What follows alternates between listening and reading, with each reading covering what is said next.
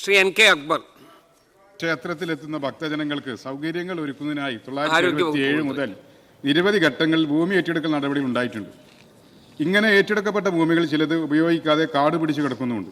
പദ്ധതികൾ പ്രഖ്യാപിക്കാതെയുള്ള അക്വിസിഷൻ നടപടികൾ ഗുരുവായൂർ നിവാസികൾക്ക് വലിയ ബുദ്ധിമുട്ടുണ്ടാക്കുന്ന ഘട്ടത്തിലാണ് 2011 നവംബർ 24 നടപടികളെല്ലാം പിൻവലിച്ചുകൊണ്ട് സർക്കാർ ഉത്തരവ് പുറപ്പെടുവിച്ചത്.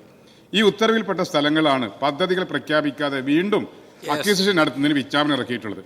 മാസ്റ്റർ പ്ലാനിന്റെ അഭാവത്തിലുള്ള ഇത്തരം ഭൂമി ഏറ്റെടുക്കൽ നടപടികൾ ഗുരുവായൂരിലെ ക്ഷേത്ര പാരമ്പര്യ പ്രവർത്തികൾ ചെയ്യുന്ന കുടുംബങ്ങളെയും ഗുരുവായൂർ ക്ഷേത്ര പരിസരത്തുള്ള തദ്ദേശീയരെയും പതിറ്റാണ്ടുകളായി വ്യാപാരം ചെയ്യുന്നവരെയും ലോഡ്ജ് ഉടമകളെയും ക്ഷേത്ര പരിസരത്ത് നിന്ന് തുടച്ചു മാറ്റുന്ന സ്ഥിതിയാണ് സംജാതമായിരിക്കുന്നത്. ദീർഘവീക്ഷണത്തോടെയുള്ള വികസനം മുന്നിൽ കണ്ടുകൊണ്ട് സാങ്കേതിക വിദഗ്ധരെ ഉൾപ്പെടുത്തി ശാസ്ത്രീയമായ ഒരു മാസ്റ്റർ പ്ലാൻ ഉണ്ടാക്കേണ്ടത് ഗുരുവായൂരിൽ അനിവാര്യമാണ്. ഈ മാസ്റ്റർ പ്ലാൻ ഉള്ള പദ്ധതികൾക്ക് നിലവിലുള്ള ഭൂമി അപര്യാപ്തമാണെങ്കിൽ 75 മീറ്റർ അക്വിസിഷൻ നടപടികൾ നടത്താവൂ എന്നതാണ് ഈ സബ്മിഷനിലൂടെ ഉന്നയിക്കുന്ന ആവശ്യം.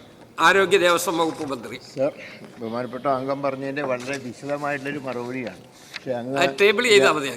പക്ഷേ അതിൽ പ്രധാനപ്പെട്ടൊരു കാര്യം, കഴിഞ്ഞ 15-ാം തീയതി ഗുരുവായൂർ ദേവസ്ഥൻ്റെ യോഗത്തിൽ ഞാനും പങ്കെടുത്തിരുന്നു. അതിൽ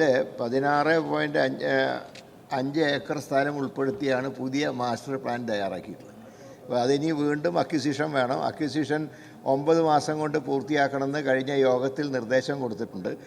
അതനുസരിച്ച് ഒരു ഓഫീസ് അനക്സിൽ പാഞ്ചജന്യം ഓഫീസിൽ അക്വിസിഷൻ്റെ ഓഫീസ് ആരംഭിച്ചിട്ടുണ്ട്. അപ്പോൾ ഓഫീസുമായിട്ട് ബന്ധപ്പെട്ട് അക്വിസിഷൻ സംബന്ധിച്ച പരാതികൾക്ക് പരിഹാരം ഉണ്ടാക്കുക എന്നുള്ളതാണ് ഈ ഓഫീസ് കൊണ്ട് ഉദ്ദേശിക്കുന്നത്. അപ്പോൾ ഇത് അതുപോലെ തന്നെ ക്ഷേത്രത്തിൽ വെർച്വൽ ക്യൂ സമ്പ്രദായം ഏർപ്പെടുത്താനും തീരുമാനിച്ചിട്ടുണ്ട്.